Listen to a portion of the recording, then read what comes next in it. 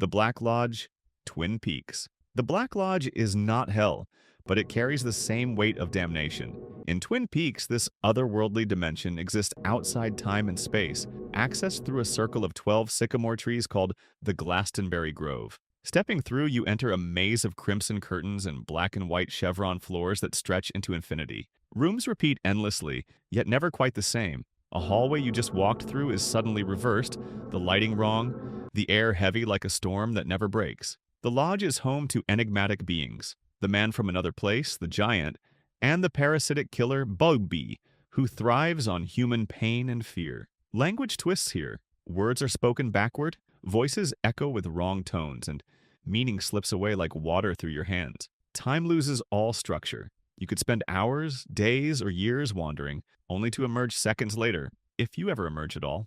The lodge chooses who can leave. Worse, it can follow you back, creeping into dreams, mirrors, and reflections. Its influence can possess you, hollowing you out until you're just a smiling shell. And the most terrifying part? The Black Lodge is always watching, waiting for the moment your will cracks, and then it opens its curtains. The Dreamlands.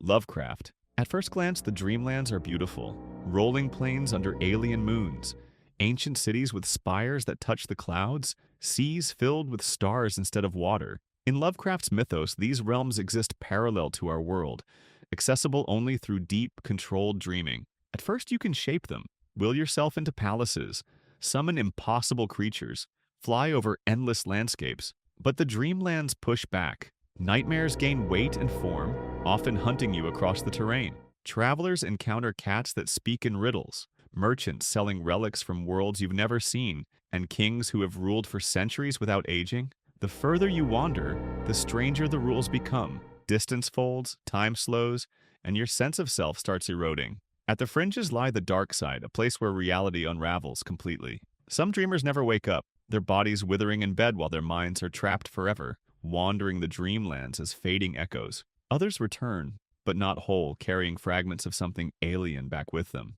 The danger isn't just getting lost, it's the realization that the dreamlands might not be dreams at all. They could be another layer of reality, one that doesn't care if your waking body starves while you serve as entertainment for its ancient rulers. SCP-3001. SCP-3001 is an endless, airless, lifeless expanse, a red-tinted void beyond the borders of our universe. It isn't a place you can plan to visit, it's a malfunction in reality, a slip through the seams of existence. The most well-known account comes from Dr. Robert Hall, a researcher who fell into it during an SCP containment failure. There is no ground, no up or down, only floating in endless crimson nothingness. Sound doesn't travel, and there's nothing to touch. The human body begins to break down at the molecular level here, but not instantly. You remain conscious as your atoms unravel over weeks, months, maybe years. Hall kept logs, speaking just to hear his own voice, describing how memories blurred and time stretched until it became meaningless. The void isn't hostile in the way a predator is. It's hostile like a vacuum.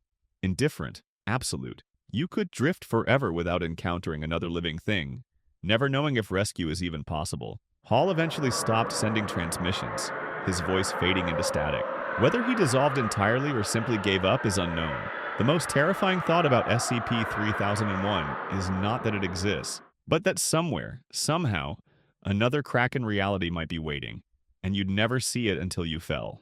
The Abyss made an abyss. From the surface, the Abyss looks like nothing more than a deep, vertical hole in the ground. In Made in Abyss, it's a sprawling, multi-layered ecosystem that descends so far no one knows its true depth. Each layer is stranger and more dangerous than the one above it, from jungles filled with carnivorous plants to pitch-black chasms inhabited by creatures older than recorded history. Relics of unknown origin and power lie scattered within, tempting explorers to descend. But the Abyss has its own defense. The curse? The deeper you go, the more violent the curse's effects when you try to climb back. At shallow depths, you might experience dizziness or nausea.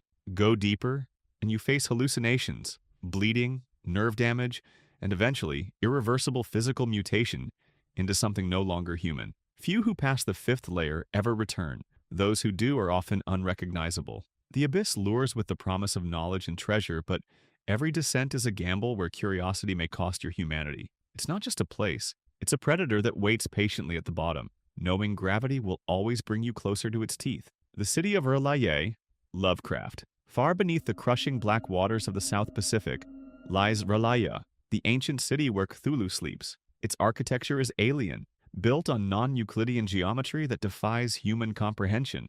Walls bend in ways they shouldn't, angles meet in impossible ways, and scale shifts without warning, making you feel both microscopic and enormous in the same moment. R'lyeh isn't dead stone. It seems to pulse, almost breathe, as though the city itself shares its master's dreams. Even in its slumber, Cthulhu's influence radiates outward, drawing ships off course and infecting the minds of those who wander too close. Sailors speak of nightmares so vivid they wake gasping for air, their heads filled with whispers in languages they don't know. Time here is wrong. Minutes stretch into hours, hours collapse into seconds. When the stars align, R'lyeh will rise and Cthulhu will awaken. But the true terror is this: R'lyeh doesn't need to surface to claim you. If you've dreamed of its black spires and shifting streets, it's already inside your mind, and you'll never stop hearing the call to return.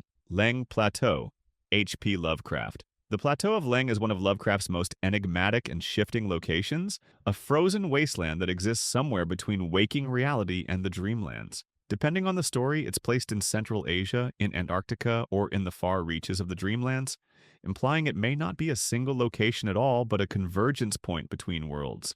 Leng is inhabited by the Men of Leng, mysterious, satyr-like beings with red, goatish faces and twisted horns. They serve even darker masters, and often the crawling chaos Nyarlathotep, and trade in slaves and strange artifacts. These beings are intelligent, organized, and utterly alien in thought, viewing humans as nothing more than tools for their own cosmic purposes. The plateau itself is a place where time and space behave oddly. Travelers report seeing alien cities with non-Euclidean architecture, hearing unending chants in unknown tongues, and feeling a psychic weight pressing down on their minds. It's hinted that Leng connects to deeper realms, perhaps even to the lair of the great old ones beneath the ice. Its true danger lies not in the cold or the terrain, but in its interdimensional nature. Once you step onto Leng, you may not return to the same world you came from. Like much of Lovecraft's geography, the Plateau of Leng exists less as a place and more as a trap in the fabric of reality, one where the map changes depending on who's dreaming it.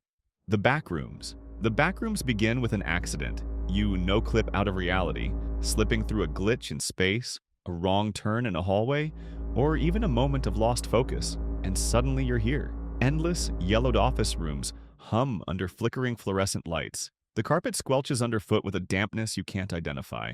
There are no windows, no doors, and the air tastes stale, carrying a faint smell of mold and something metallic. At first it's empty, but wander long enough and you'll find other levels. Dim industrial tunnels, flooded basements, vast warehouses that echo with footsteps that aren't yours. Some levels have entities that stalk you, shapes barely visible in the periphery. Others are completely empty, which somehow feels worse. The backrooms don't follow logic.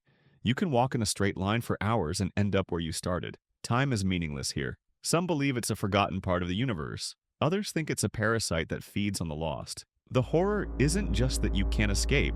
It's that maybe you were never meant to. And the longer you stay, the less certain you are that the real world was ever real at all. Carcosa. Carcosa is not just a city, it's an infection of reality.